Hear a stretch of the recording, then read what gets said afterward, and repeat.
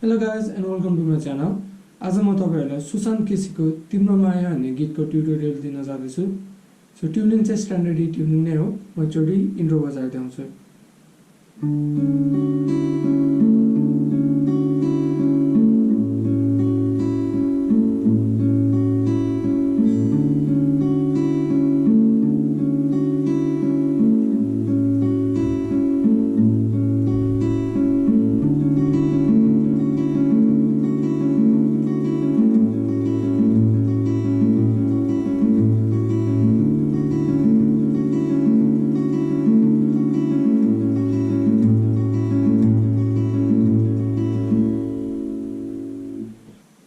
So left hand position पहिला हाल्दिन्छु म। First string open, second string को 7th फ्रेट, थर्ड स्ट्रिङ को 6th freight, fourth string को 7th freight र fifth string को 5th फ्रेट है। सो यस्तो साउन्ड आउनुपर्छ। र राइट ह्यान्डले चाहिँ 5th string, third, second, first, third, fourth, 5 3 2 1 3 4। So सुरुमा चाहिँ बिस्तारै गरेर हुन्छ है। 5 3 2 1 3 4 र यो पछिको कर्ड भनेको ठ्याक्कै यही सेम पोजिसन हो। अब 5th स्ट्रिङ को सट्टा चाहिँ लास्ट स्ट्रिङ को 5th फ्रेटमा राख्दिने। अनि राइट ह्यान्डले पनि अब के भयो त 6 3 2 1 3 4। सो सुरुमा डी नोट थिचेको थियौं भने अब चाहिँ ए नोट।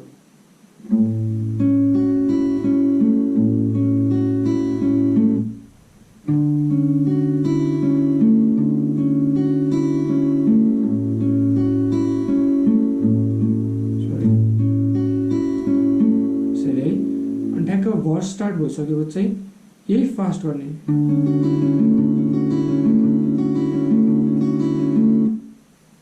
सेमै हो, अघिको जस्तो D2 हो। अब यो चाहिँ अलि फास्ट मात्र भयो।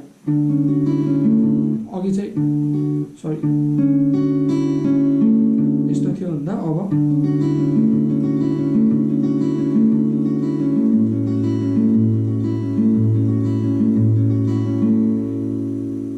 लेफ्ट ह्यान्ड पनि अघिकै हो, राइट ह्यान्डको पनि अघिकै हो, खाली फास्ट मात्र बजाइदिने है। सो भर्समा हुने चाहिँ यही हो। सुरुमा डी नोट लियो अनि ए नोट, फेरि डी नोट, ए नोट अनि ई। अब चाहिँ सेकेन्ड टाइममा चाहिँ के हुन्छ भन्दा ए बजाएपछि लास्ट स्ट्रिङ ओपन गरिदिने। बाँकीको सबै सेमै, यहाँ लेफ्ट ह्यान्ड चाहिँ सेमै राख्ने है।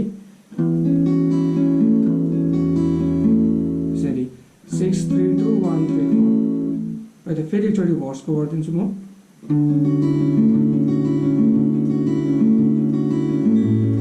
सो यो फर्स्ट टाइममा भयो।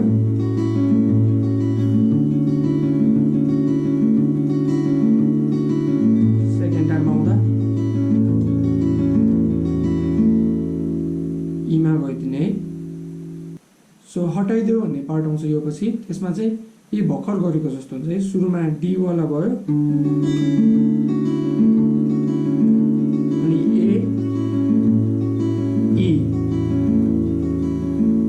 सो यही रिपिट भइरहेको छ है।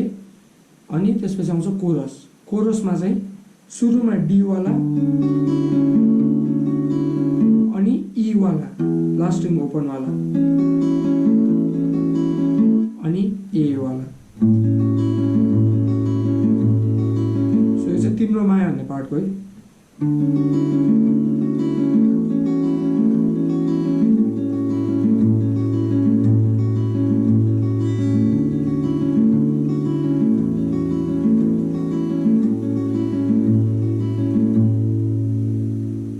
यसरी यो हुन्छ है। सो सबै सिमिलर हो, D2 नै हो, तर कुन टाइममा कुन चाहिँ नोट रुट नोट लिएर बजाउने भन्ने मात्र फरक हो। सो राइट ह्यान्डको पनि सेम हो प्लगिङ प्याटर्न, अनि लेफ्ट ह्यान्डको पनि नोटहरू अब डी भयो, ए भयो अनि ई है त। सो कोरस पछिको बुझाउँदै भन्ने पार्टमा चाहिँ सुरुमा डी दुईचोटि, ई अनि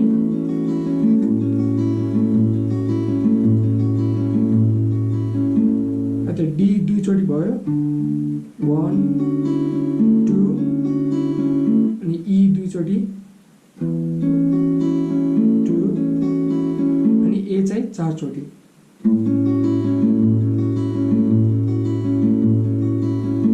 हैन। अनि सेकेन्ड टाइममा डी 4 चोटि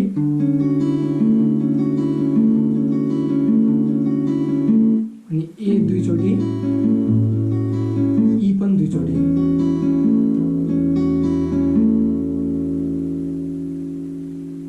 है त। एकचोटि फेरि म गरिदिन्छु, यो बुझाउँथे भन्ने पार्टदेखि है।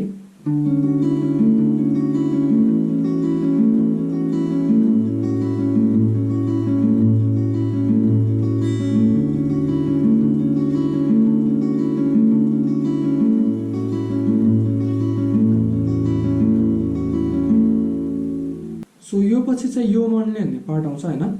त्यसमा लेफ्ट ह्यान्ड पोजिसन चाहिँ सेमै हो। राइट ह्यान्ड चाहिँ अब अघि हामीले fifth string, third, second, first, third, fourth गरेको थियौँ भन्दा अब 5 3 2 1 3 2 हुने भयो है। अघि 3 4 थियो, अब 3 2 यस्तो साउन्ड आउनु पर्यो। सो यो कसरी जाने भन्दा सुरुमा डी ए डी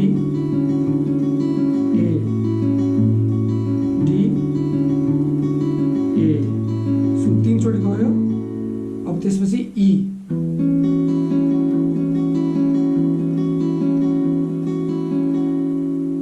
है त यसरी। सो यो बच्चा कच्चा धागो भन्ने पार्ट आउँछ। त्यसमा पनि राइट ह्यान्ड चाहिँ त्यही गर्ने प्लगिङ है। 5 3 2 1 3 2 र यता लेफ्ट ह्यान्डबाट चाहिँ पहिला डी ई ए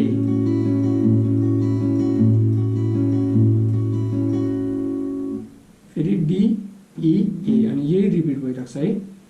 सो यो बेला चाहिँ इलेक्ट्रिक गिटारको एउटा सानो मेलोडी पनि भइरहेको हुन्छ, त्यो चोट बजाइदिन्छु।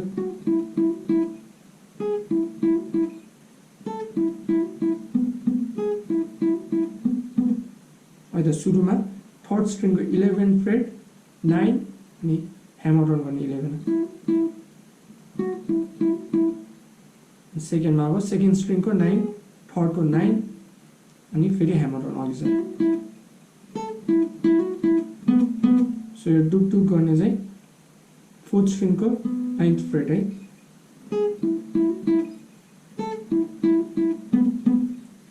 त सेकेन्ड स्ट्रिङको 10 बाट फेरि 9 मा जाने।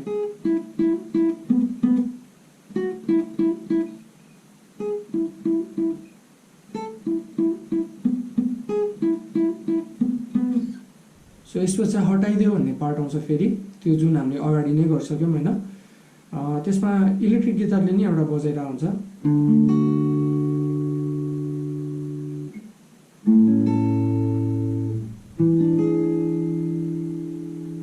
सो यसको लागि लेफ्ट ह्यान्ड सेकेन्ड स्ट्रिङको 7 फ्रेट, फोर्थ स्ट्रिङको 7 फ्रेट अनि फिफ्थ स्ट्रिङको 5 फ्रेट।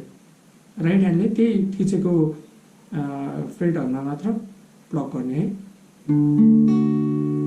जहाँ जहाँ थिचेको छ त्यही स्ट्रिङहरूमा त प्लग गर्ने। 5 4 2 अनि त्यसपछिको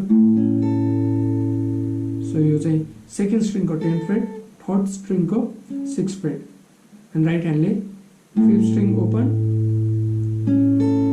3 2 अनि त्यसपछिको सो यसमा बजिरहेको भनेको fifth string, third string, second string मात्र हो है। फिफ्थ स्ट्रिङको 7 फ्रेट, थर्ड स्ट्रिङको पनि 7 फ्रेट अनि सेकेन्ड स्ट्रिङको 9th फ्रेट।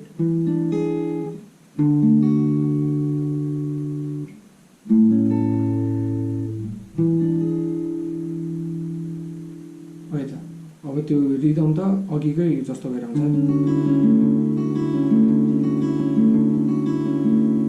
यसरी नै भएर आउँछ। सो अब अनि त्यसपछि फेरि कोरसै रिपिट हुन्छ अनि सकिन्छ है। अब हामीले ध्यान दिनुपर्ने कुरा भनेको चाहिँ अब यो लेफ्ट ह्यान्ड पोजिसन त सेमै हो है त, यो सेमै हो। राइट ह्यान्ड चाहिँ सुरुमा के हुन्छ भन्दा 5 3 2 1 3 4 हुन्छ र यो मनले भन्ने पार्टमा मात्रै 5 3 2 1 3 2 है। यो मनले र कच्चा धागो भन्ने पार्टमा मात्र 5 3 2 1 3 2 हुन्छ, मात्र अरू बेला सबमा 5 3 2 1 3 4 नै हुन्छ है त्यो स्ट्रिङ्सहरू। Okay guys, thanks for watching this video. अरू पनि कुनै रिक्वेस्ट छ भने चाहिँ अब कमेन्ट गर्दा हुन्छ होइन, म सकेसम्म त्यसको पनि ट्युटोरियल बनाउन खोज्छु। अनि मेरो पुरानो भिडियोहरू हेर्नको लागि चाहिँ यो लिङ्कमा जाँदा हुन्छ। अनि don't forget to like, share and subscribe.